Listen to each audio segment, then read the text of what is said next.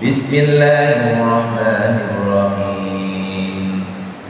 Wa alqa fil ardi rawasiya an tamida bikum wa anharan wa subulan la'allakum tahtadun wa alaman wa bin najmi hum yahtadun.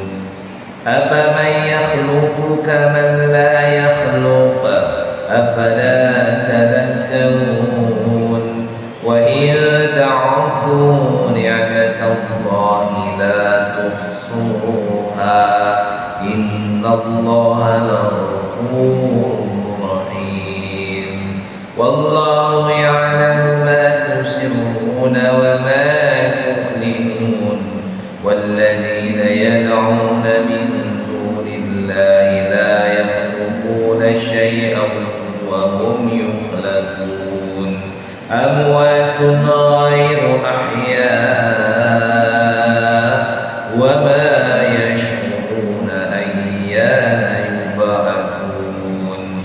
Ilahukum ilahun wahid walladzina la yu'minuna bil akhirati qulubuhum munkiratun wa hum mustakbirun. La jarama anna Allah ya'lamu ma yusirruna wa ma yu'linun innahu la yuhibbul mustakbirin. Wa idza qila lahum madza anzala rabbukum qalu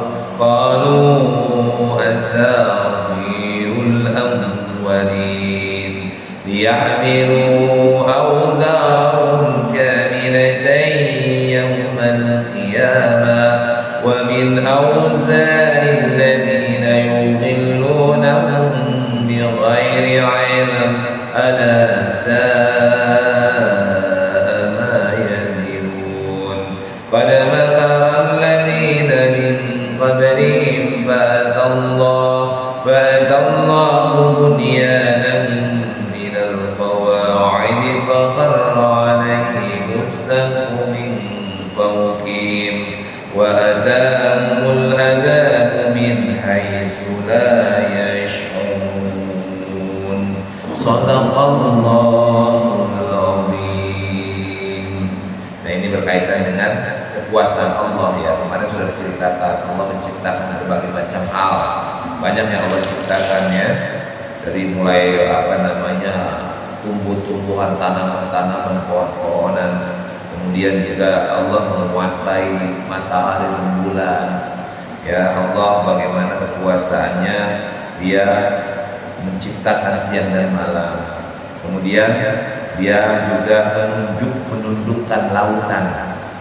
Ya, menundukkan lautan untuk kita agar kita mampu mengkonsumsi ikan-ikannya. Kemudian juga bisa mengeluarkan perhiasan-perhiasan dari laut itu.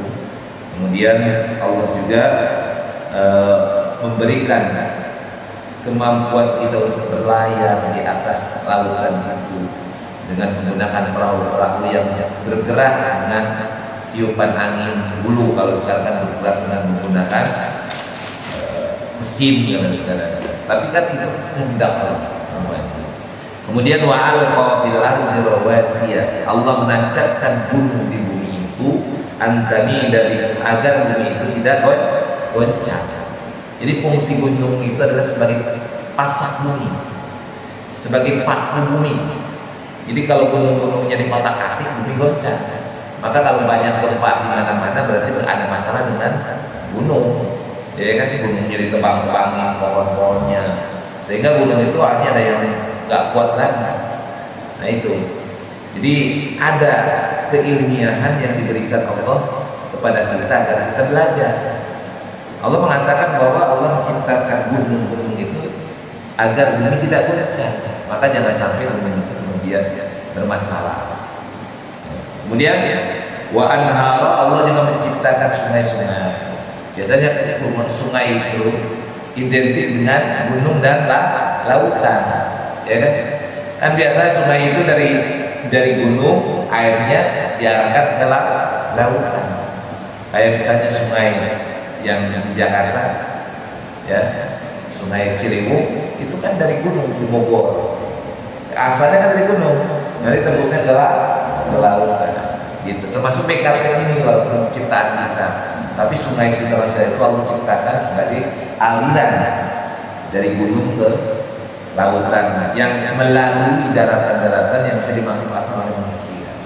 Makanya kalau sungai-sungai itu sudah mulai dikotori, maka biasanya timbul penyakit di mana-mana, ya kan? Atau sungai itu sudah mengering, maka timbul masalah di dalamnya. Jadi kalau sungai-sungai sudah mengering, itu masalah. Berarti ada masalah dengan gunungnya, maka akan berakibat negatif kepada kita. Jadi kalau kita ingin melihat akan terjadi musibah di sungainya. Kalau sungai itu sudah kering, sungai itu airnya kotor, maka itu timbul musibah biasanya. Nggak usah jauh-jauh, kemarin di Sumatera Barat, ya kan? Muncul lahar dingin, banjir bandang, meninggal kan banyak kan, rumah-rumah tergerus tuh. Nah, bisa dilihat dari sini. Kemudian subulan wa anharu wa subulan, Allah menciptakan jalan-jalan agar kamu mendapatkan petunjuk. Wa alamatan, Allah juga menciptakan tanda-tanda atau petunjuk jalan yang betul.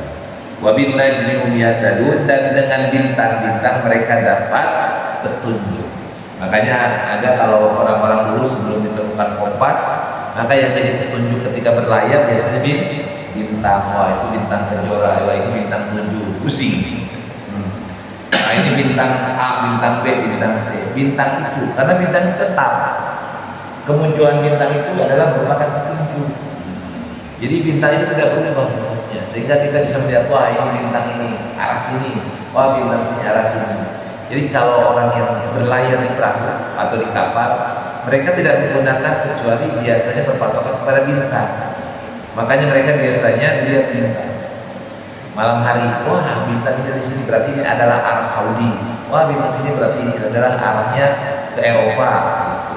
Jadi yang menjadi petunjuk bintang, melihat berangkat. Biasa menggunakan teropong, ya kan, untuk melihat kejelasan daripada bintang-bintang.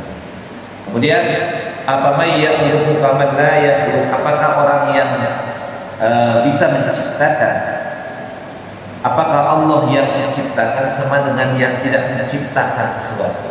Jadi beda kan, kata Allah, aku yang menciptakan semua. Apakah aku yang menciptakan sama dengan yang tidak menciptakan? Maka kemudian afala tadakkarun, apakah kalian tidak mengambil pelajaran dari kalian? Wa in ta'udu ni'matallahi la tuhsuha, jika kalian atau jika kamu menghitung nikmat Allah, niscaya kamu tidak dapat menghitung-hitungnya. Jadi kita hitung nikmat Allah kepada kita, nggak mampu kita hitung. Ini nikmat sehat, nikmat panjang umur, atau nggak usah jauh-jauh, nikmat udara kita aja. Kalau udara kita di Saudi kan, atau nggak usah kalau seandainya oksigen dikurangi atau angin saja nggak berhembus, tak terasa. Ini kalau siang atau malam tiba-tiba Allah angin kurangi, kan merasakan panas kan, terasa panas, terasa juga udara pengap pernapasan. Ini kalau pagi-pagi saya berangkat ke sini nggak ada angin itu nggak enak, ya kan, dari rumah sampai sini basah dulu. Tapi kalau kita jalan dari rumah ada angin enak. Nah kalau seandainya angin itu dihilangkan, maka belum nikmat-nikmat yang lainnya. Nah, kalau seandainya kita menghitung nikmat-nikmat yang Allah berikan kepada kita, tentu kita tidak dapat menghitungnya, saking banyaknya. Innallaha laghafurur rahim, sesungguhnya Allah Maha Pengampun lagi Maha Penyayang.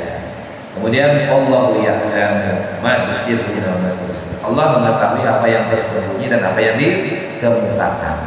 Padahal yang menyembunyi dalam hati, apapun yang dalam hati, Allah tahu nggak? Tahu nggak? Tahu. Kalau saya tahu nggak tahu. Sekarang yang dipikiran Pak Dahlan saya nggak tahu. Apa yang di Pak Dahlan nggak tahu. Apa yang sekarang lagi bolak-balik di pikiran Pak Dahlan, apa Pak Dahlan lagi fokus ngaji atau pikiran yang lain, saya nggak tahu. Tapi Allah tahu. Wah, ngaji sih ngaji, tapi pikirannya kemana-mana, tidak tahu Allah. Kalau saya kelihatannya fokus ke ngaji, tapi Allah yang tahu. Kemudian walladzina yad'una min dunillah, dan berhala-berhala atau sesembahan yang disembah selain Allah tidak dapat menciptakan sesuatu, bahkan mereka diciptakan. Amwatun ghairu ahya, mereka itu adalah benda mati bukan benda hidup. Jadi patung-patung yang disembah itu benda mati bukan benda hidup, tidak akan mampu memberikan apa-apa. Kemudian wa ma yashuruna ayyana yub'atsun, dan sungguh mereka berhala-berhala sendiri itu adalah tidak mengetahui kapan akan dibangkitkan. Jadi berhala-berhala selain Allah nggak tahu kapan mereka akan dibangkitkan. Artinya yang dibangkitkan itu orang-orang yang menyembahnya. Ilahu wahid, Tuhanmu adalah Tuhan yang esa, ayat yang kedua.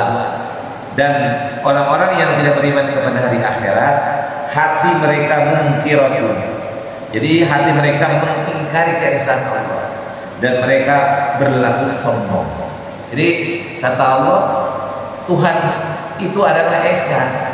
Orang-orang yang tidak meyakini tentang keesaan Allah, orang-orang yang mengingkari bahwa Allah itu adalah esa tunggal, maka mereka itu orang yang sombong. Itu kalimatnya. Kemudian ayat yang 23-nya, la jarama annallaha, tidak diragukan lagi bahwa Allah mengetahui apa yang mereka rahasiakan dan apa yang mereka lahirkan. Sesungguhnya Dia tidak menyukai orang-orang yang sombong. Jadi kata Allah, apa yang disembunyikan, apa yang dinyatakan Allah itu adalah Maha mengetahui. Dan mereka dan Allah itu tidak menyukai orang yang sombong. Siapa yang sombong itu? Orang yang sombong adalah orang yang tidak mengakui bahwa Allah itu esa atau tunggal atau ahad. Dan apabila dikatakan kepada mereka, yakni apakah yang telah diturunkan Tuhanmu, dan apabila dikatakan kepada mereka apakah yang telah diturunkan Tuhanmu, mereka menjawab dongeng-dongeng orang dahulu. Jadi mereka ketika ditanya Al-Quran itu apa? Dongeng-dongeng, hanya sekedar dongeng. Namanya dongeng kan hanya dongeng aja, kayak legenda lah. Padahal diceritain tentang tahuban perahu. Kalau di Bengkulu ceritanya apa? Karena Bengkulu. Cerita dongeng rakyat itu apa? Kalau di tempat Padalarang ada. Kalau di tempat saya kan situ Bagendit. Di tempat saya kan ada tangkuban perahu, ada Sangkuriang. Kalau Padalarang apa kisah masyarakatnya? Kalau di Betawi ada si Pitung, si Jampang, gitu di Betawi. Legenda, kisah-kisah tentang tokoh ataupun wilayah. Kemudian mereka mengatakan bahwa ini adalah sekedar dongeng-dongeng belaka. Dia meluhauzar kamilah. Ucapan mereka itu menyebabkan mereka pada hari kiamat memikul dosa-dosa sendiri secara sempurna, dan sebagian dosa-dosa orang yang mereka sesatkan yang tidak mengetahui sedikit pun bahwa mereka disesatkan. Ingatlah alangkah buruk dosa yang mereka pikul. Jadi orang-orang ini, orang-orang yang mereka mengingkari ayat-ayat Allah dan menganggap bahwa hanya sekedar dongeng saja, maka mereka ini nanti akan memikul dosa karena kesombongannya itu. Jadi kalau orang sudah sombong pasti melakukan perbuatan dosa, pasti akan melanggar aturan-aturan Allah, akan melanggar apa yang diperintahkan Allah. Bahkan mereka terjerumus di dalam kesesatan, dosa dan perbuatan-perbuatan yang haram. Maka mereka akan memikul dosanya sendiri dan dosa orang yang mengikutinya. Jadi kalau kita ngikutin orang-orang yang berdosa, maka kita kena dosanya. Atau kita berbuat dosa terus ngajak orang lain, maka kita 2 kali lipat mendapatkan dosanya. Jadi Padalarang misalnya mau mabok, terus Padalarang ngajak orang, maka Padalarang bukan menanggung dosa sendiri, tapi menanggung dosa sendiri dan dosa orang yang dia diajak.